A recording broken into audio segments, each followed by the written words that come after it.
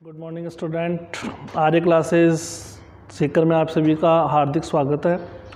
अपना टॉपिक जो चल रहा था उसी को हम आगे बढ़ाते हैं। बायोटेक्नोलॉजी अपना टॉपिक चल रहा था। बायोटेक्नोलॉजी के अंदर मैंने आपको इससे पहले वाले वीडियो के अंदर वाहक के बारे में बताया।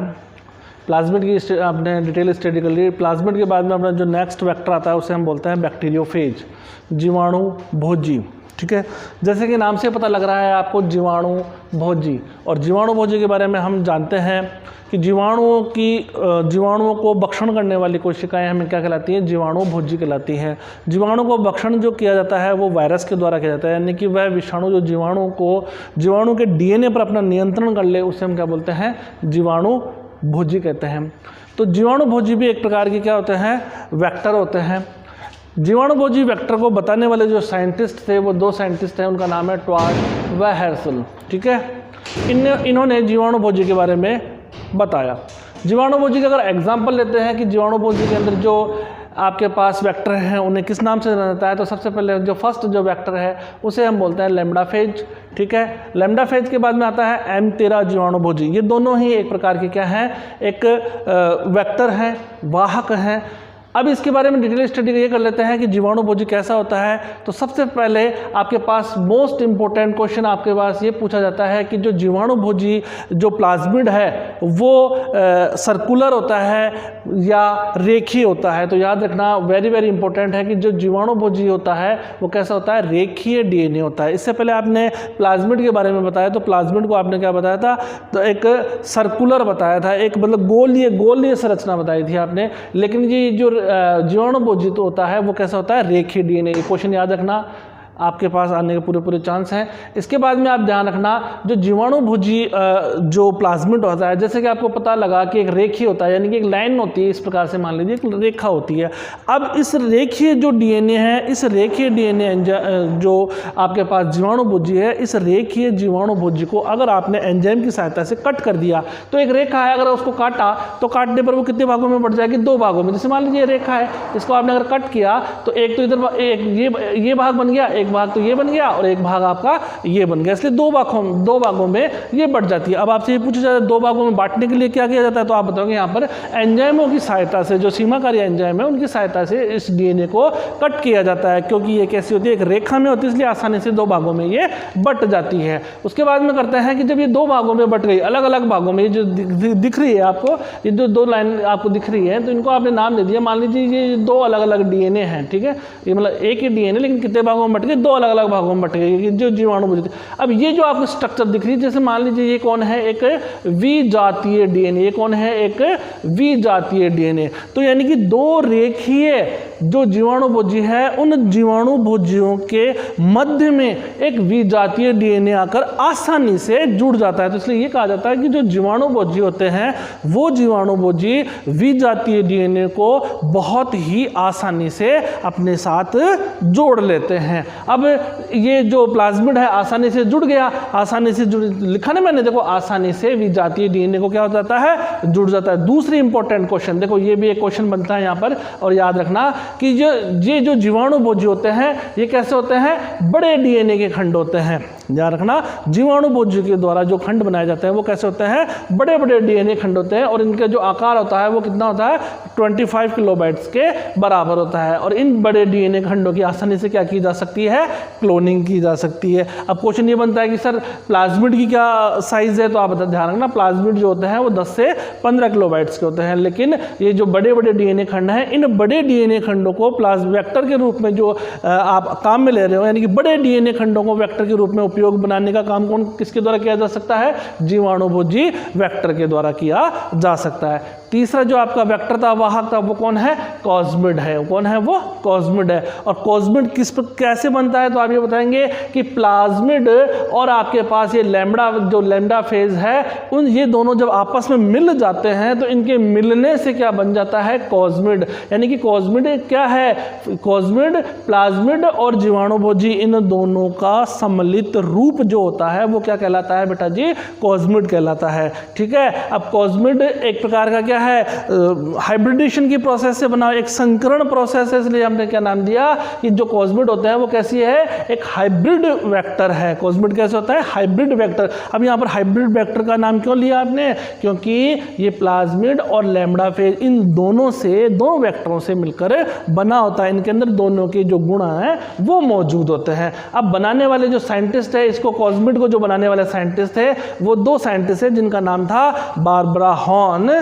जो फर्स्ट साइंटिस्ट है उनका नाम था बारबरा हॉर्न, और जो सेकंड साइंटिस्ट है उनका नाम है जॉन कॉलिंस। यानी कि बारबरा हॉर्न और जॉन कॉलिंस ने कॉस्मिड की स्ट्रक्चर के बारे में आपको जानकारी दी। अब कॉस्मिड की और डिटेल स्टडी करते हैं तो सबसे पहले क्या कहेंगे कि कॉस्मिड कैसे बना, तो आप बताएंगे प्लाज्मिड कण। सबसे पहले क्या होता है, प्लाज्मिड कण, जिनमें कौन आकर जुड़ जाए, लैम्ब्डा जो जीवाणुभोजी हैं वो अगर आकर प्लाज्मिड कण में आकर जुड़ जाते हैं, और कौन सी साइट पर आकर जुड़ जाते हैं, उसके कॉस साइट पर आकर जुड़ जाते हैं, तो उनको क्या कहा जाता है, कॉस्मिड कहा जाता है। याद रखना कि प्लाज्मिड जो कण है उस जीवाणुभोजी की कौन सी स्थल से आकर जुड़ जाए, कॉस स्थल से आकर जुड़ जाते हैं, तो उन डीएनए अनुक्रम को क्या कहा जाता है, कॉस्मिड कहा जाता है।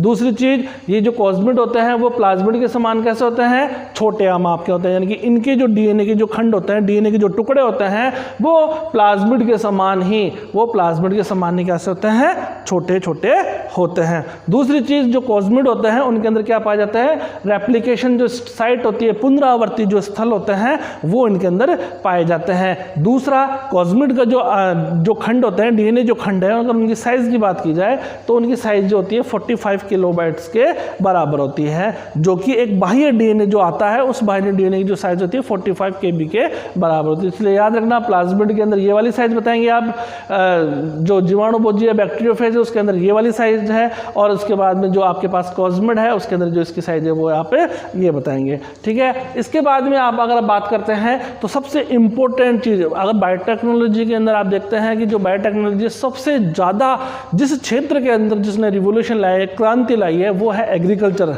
और एग्रीकल्चर के अंदर जिस वेक्टर का यूज सबसे ज़्यादा किया जाता है उस वेक्टर का नाम है टीआई प्लाज्मिड। याद रखना बेटाओ, सबसे इंपॉर्टेंट चीज़ है कि ये जो टीआई प्लाज्मिड है ये एग्रीकल्चर बायोटेक्नोलॉजी के अंदर सबसे ज़्यादा उपयोगी होता है।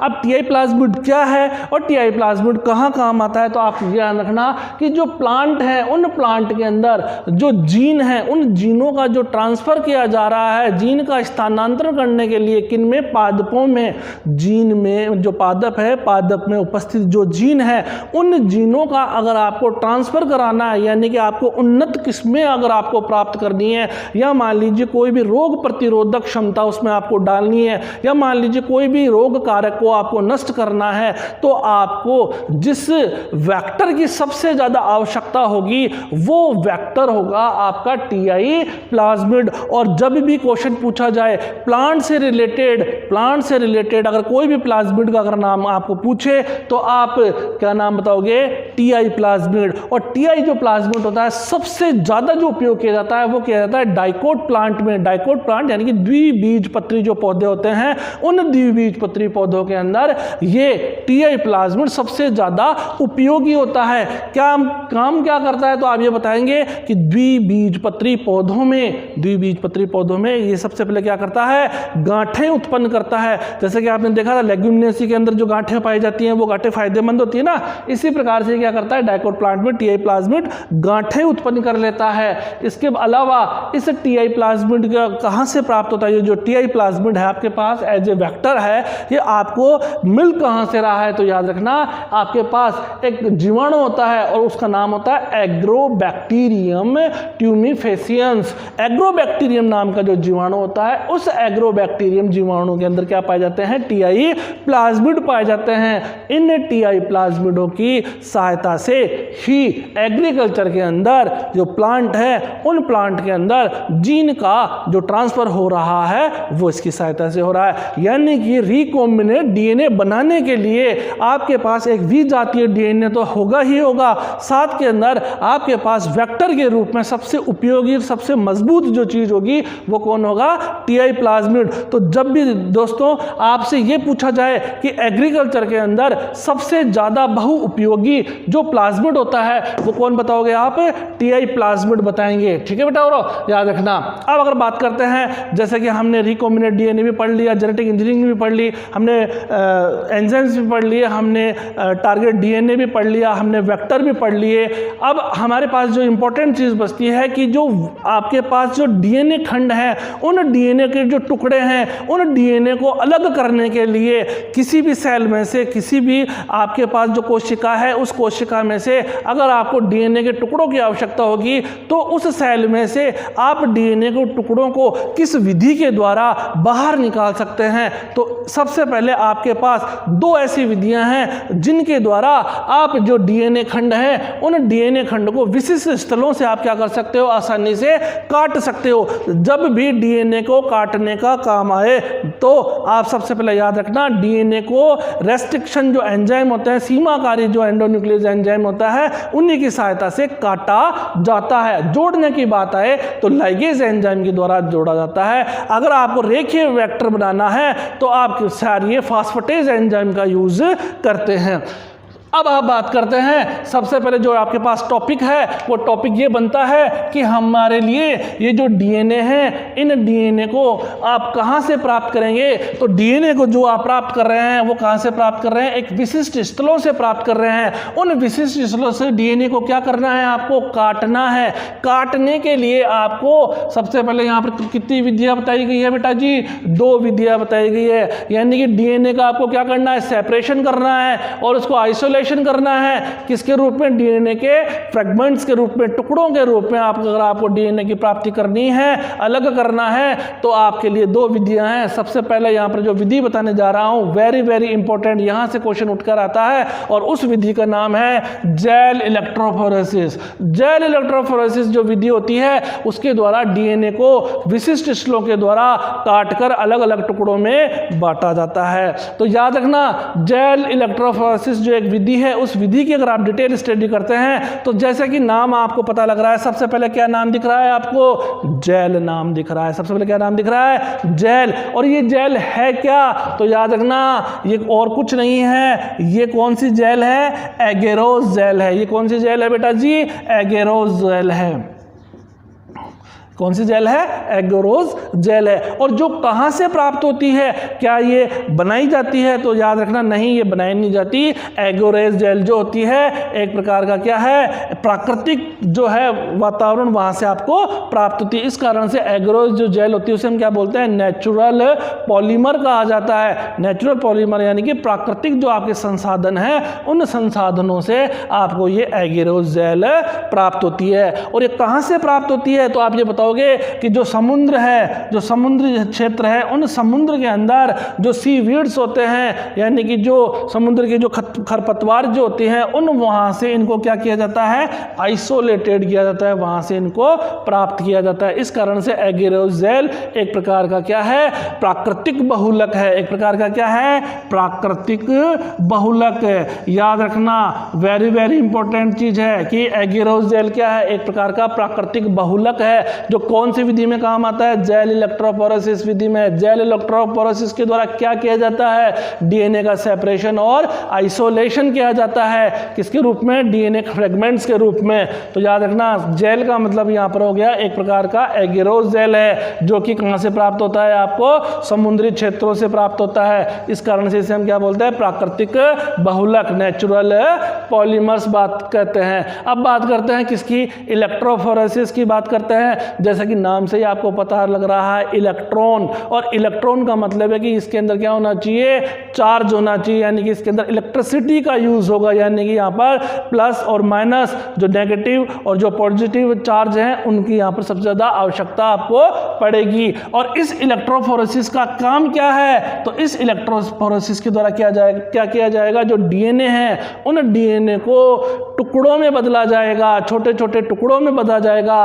और वो छोटे छोटे छोटे टुकड़े क्या करेंगे, गतिशील होंगे, स्थानांतरित होंगे। तो याद रखना डीएनए में जो स्थानांतरण, डीएनए में जो गति या डीएनए के जो अणु हैं उनके अंदर जो संचालन की क्रिया करवाई जाएगी वो किसके द्वारा करवाई जाएगी, तो याद रखना वो यहाँ पर किसके द्वारा की जाएगी, विद्युत के द्वारा, यानी कि इलेक्ट्रिसिटी के अंदर जो चार्ज होगा यानी कि विद्युत आवेश जो होगा उसके द्वारा डीएनए जो है वो क्या करेगा, मूव करेगा, मूवमेंट होगा। और आपको पता है ना जो कण होते हैं उन कणों में क्या होते हैं, आवेशित कण होते हैं, उनके अंदर चार्ज होता है, एक होता है पॉजिटिव और एक होता है नेगेटिव, एक को एनोड बोलते हैं और एक को कैथोड बोलते हैं। तो सबसे पहले ध्यान रखना ये आपके पास जेल प्राप्त हो गया। जेल यहाँ पर किसका काम करेगी, मैट्रिक्स का काम करेगी। जेल जो है यहाँ पर किसका काम करेगा, मैट्रिक्स। और मैट्रिक्स को क्या बोलते हैं आप, माध्यम बोलते हैं। यानी कि ये जो डीएनए खंड है किसके माध्यम से अलग हो रहे हैं, एग्रोस जेल के द्वारा।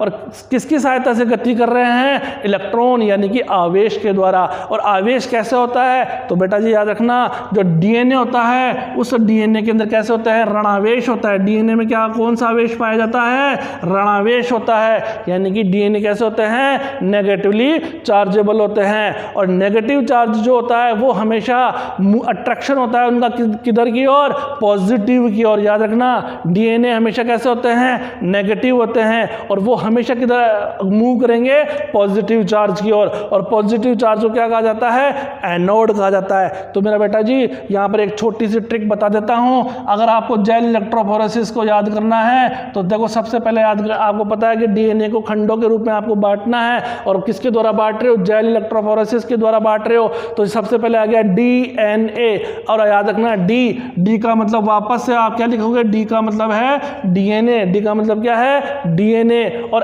एन आ गया, एन का मतलब क्या होता है, नेगेटिव। एन का मतलब क्या होगा, नेगेटिव, यानी कि इसके पास कौन सा चार्ज है, माइनस चार्ज है। याद रखना डीएनए के पास हमेशा कैसा चार्ज बताया मैंने, नेगेटिव चार्ज बताया। और ये किधर की ओर अट्रैक्टिव होगा, यानी कि इसका अट्रैक्शन किधर की ओर होगा, यानी कि किसकी ओर आकर्षित होगा। हमेशा आपको पता है कि नेगेटिव यानी कि ऋणावेश है वो हमेशा किधर होगा, धनावेश की ओर आकर्षित होगा। तो ए का मतलब यहाँ पर क्या हो गया, एनोड की ओर। ए का मतलब यहाँ पर क्या हो गया, एनोड की ओर हमेशा आकर्षित होता है। तो याद रखना कि डीएनए कैसा होता है, नेगेटिव होता है और किधर की ओर मूव करेगा, एनोड की ओर। ये क्या करेगा, मूवमेंट करेगा।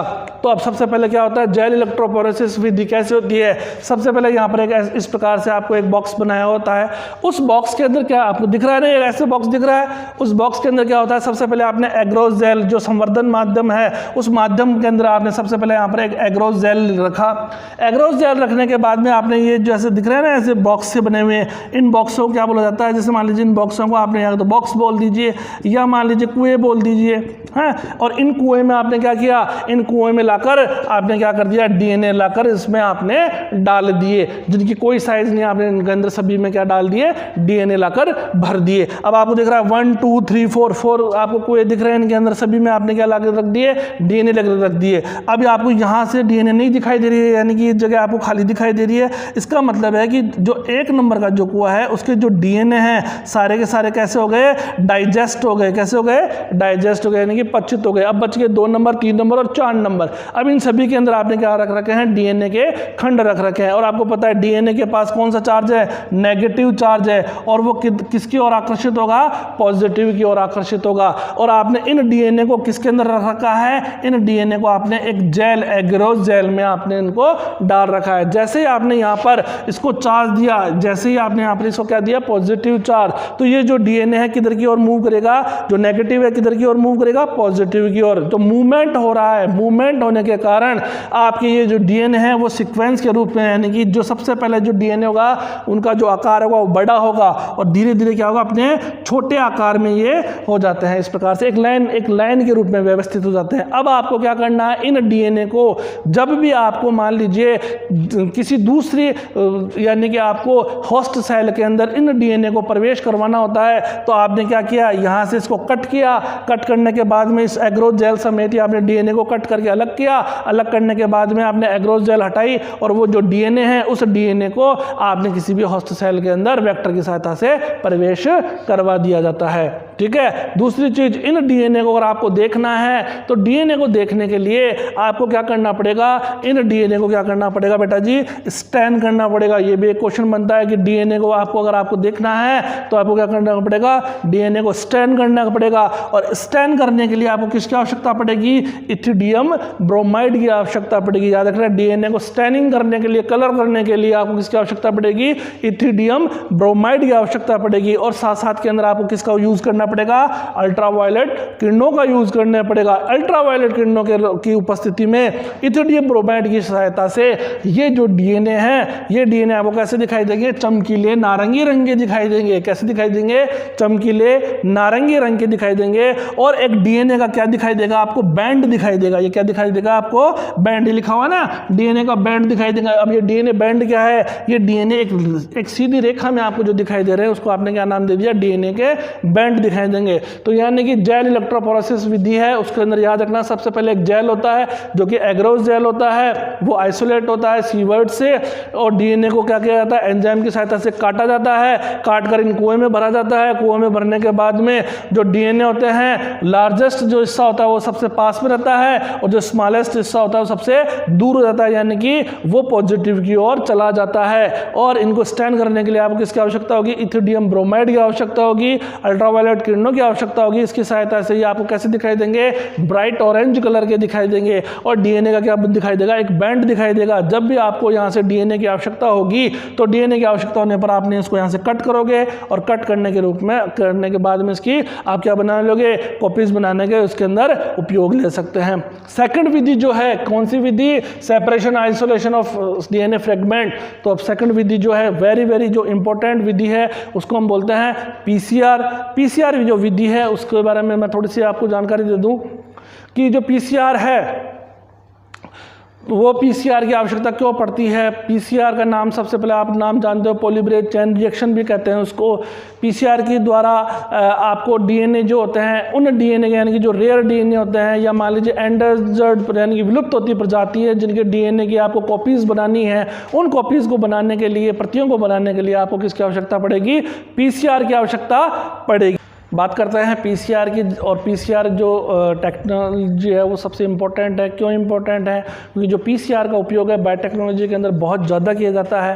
कारण उसका है कि पीसीआर के द्वारा आप उन डीएनए की भी बहुत सी प्रतियां बनाई जाती है जिनकी प्रजातियां विलुप्त होने वाली है, या कई बार ये कह सकते हैं हम आपराधिक जो केस होते हैं, उन आपराधिक केस की जो मटेरियल होता है, जो मान लीजिए कुछ जो क्लूज़ होते हैं, उन क्लूज़ को आप बार बार आप यूज़ करोगे बायोटेक्नोलॉजी के अंदर। आप देखते हैं मैंने जो लेबोरेटरी वगैरह होती है वहाँ पर जो फिंगरप्रिंट्स होते हैं, या मान लीजिए कोई भी खून का जो धब्बा वगैरह होता है, उन खून के धब्बे की जांच कर लिए या फिंगरप्रिंट्स को जांच के लिए बार बार उनको एक्सपेरिमेंट किया जाता है। लेकिन अब वहाँ से जो हमने जो जैसे मान लीजिए जो भी क्राइम सीन जहाँ होता है, जो घटनास्थल होती है, उस घटनास्थल से आपने जो साक्ष्य उठाए हैं उनकी जो मात्रा होती है वो बहुत कम होती है, और अगर आप उनके ऊपर एक्सपेरिमेंट करेंगे तो वो क्या हो जाएंगे? ख़त्म हो जाएंगे, बार बार एक्सपेरिमेंट नहीं हो पाएगा। इस कारण से जो सही अपराधी है उसको आप नहीं पकड़ पाएंगे। इसलिए ये जो डीएनए की जो आपको जो मिली है, जो मतलब वहाँ से आपने जो क्लू लिए हैं, उनको आप क्या करेंगे? पीसीआर की जो हेल्प है, उस पीसीआर की हेल्प से उसकी बहुत सारी क्या बना लेते हैं?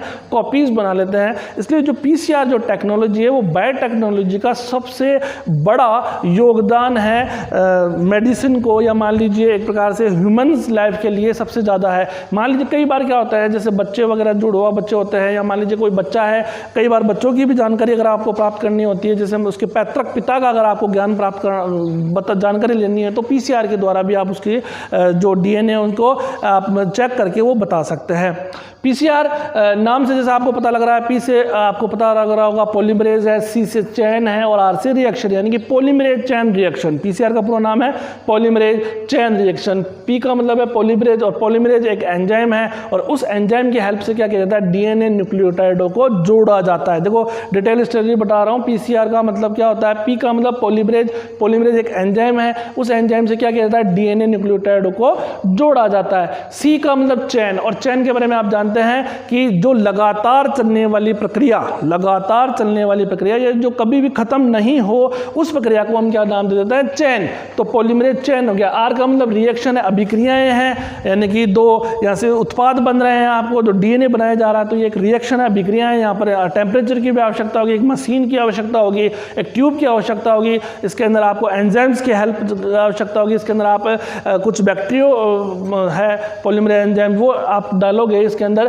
तो इसलिए ये एक प्रकार का पीसीआर का मतलब पॉलीमरेज चेन रिएक्शन बनाने वाले जो साइंटिस्ट है उसका नाम याद रखना वेरी वेरी इंपॉर्टेंट है। जो पीसीआर की जो खोज करने वाले साइंटिस्ट है उसकी नाम दिया जाता है कैरी मुलिस। तो याद रखना कैरी मुलिस जो साइंटिस्ट है 1983 के अंदर पीसीआर की खोज की थी। क्वेश्चन पूछा जा सकता है कि पीसीआर किसने बनाया, तो याद रखना कैरी मुलिस जो साइंटिस्ट है उन्होंने पीसीआर की खोज की।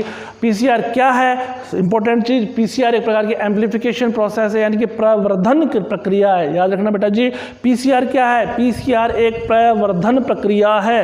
पीसीआर में होता क्या है, तो एक ही डीएनए की बहुत सारी कॉपियां, एक ही डीएनए की बहुत सारी कॉपियां, यानी कि यहाँ का इसका मतलब हो गया कि अगर आप ये कहिए n बराबर 1 की पावर n और n या जैसे मान लीजिए 2 है, मान लीजिए तो 1 की पावर 2, 2 की पावर 2, 3 की फिर 3 की पावर 2, इसका मतलब इस प्रकार से ये हो गया कि 1 से 2, 2 से 4, 4 से 8, 8 से 16, 16 से 32, 32 से 64, इस प्रकार से क्या हो गया, एक मल्टीप्लिकेशन है, गुणन की प्रक्रिया है। पीसीआर क्या है, गुणन की प्रक्रिया है। और इस गुणन का मतलब हो गया आपको बहुत सारी क्या बनाई जाती है, इसके अंदर कॉपीज बनाई जाती है, मल्टीपल किया जाता है इसके अंदर। ठीक है, दूसरी चीज याद रखना, पीसीआर की जो टेक्नोलॉजी है वो होती है इन विट्रो।